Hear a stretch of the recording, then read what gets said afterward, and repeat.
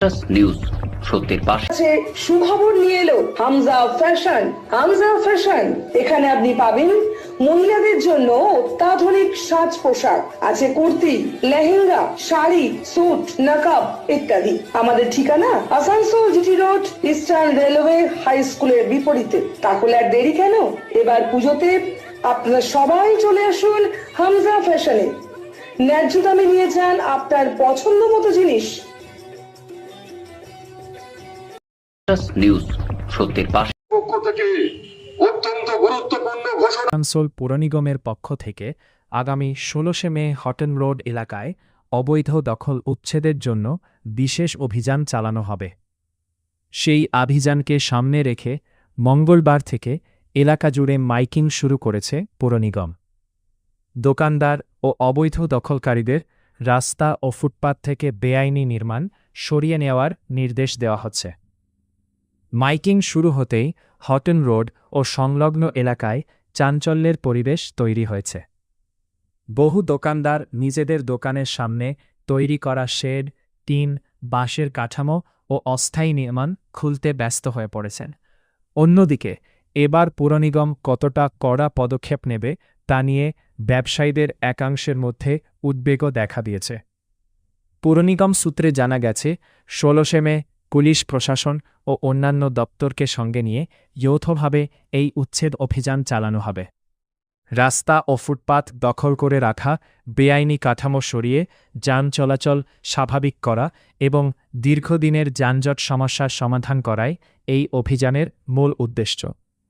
উল্লেখ্য, এর আগেও একাধিকবার এই এলাকায় উচ্ছেদ অভিযানের ঘোষণা করা হলেও নানা কারণে তা সম্পূর্ণ করা সম্ভব হয়নি।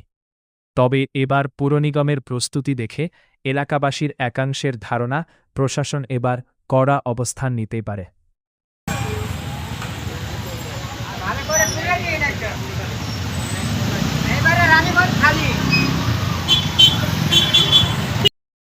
নিউজ সত্যের পাশে। Green Asansol, clean Asansol.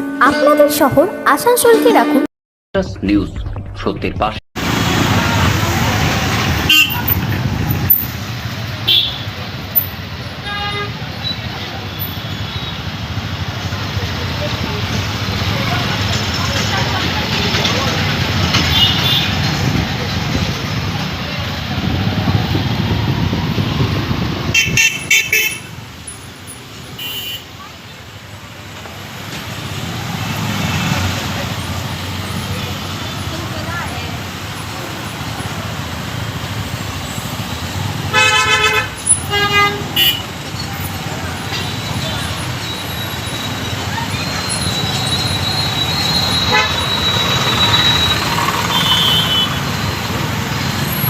পক্ষ থেকে অত্যন্ত গুরুত্বপূর্ণ ঘোষণা। আসানসোলের হটন রোড থেকে গড়াই রোড, ইসমাইল মহল পর্যন্ত রাস্তার ধারে অবৈধ দোকান আগামী শুক্রবারের মধ্যে সরিয়ে নিতে হবে। মনে রাখবেন, আসানসোলের হটন রোড থেকে গড়াই রোড, ইসমাইল মোড় পর্যন্ত রাস্তার ধারে যত অবৈধ দোকান সব আগামী শুক্রবারের মধ্যে সরিয়ে নিতে হবে। যারা অবৈধভাবে দোকান খুলে ব্যবসা করছেন তাদের অনুরোধ করা হচ্ছে, আগামী শনিবারের আগে তারা তাদের দোকান সরিয়ে দিন। শনিবার থেকে আসানসোল পৌর নিগম কিছু অভিযান শুরু করে দোকান ভাড়া করাবে। আসানসোল পৌর নিগম আইন অনুযায়ী পদক্ষেপ গ্রহণ। নিউজ সত্যের পাশে।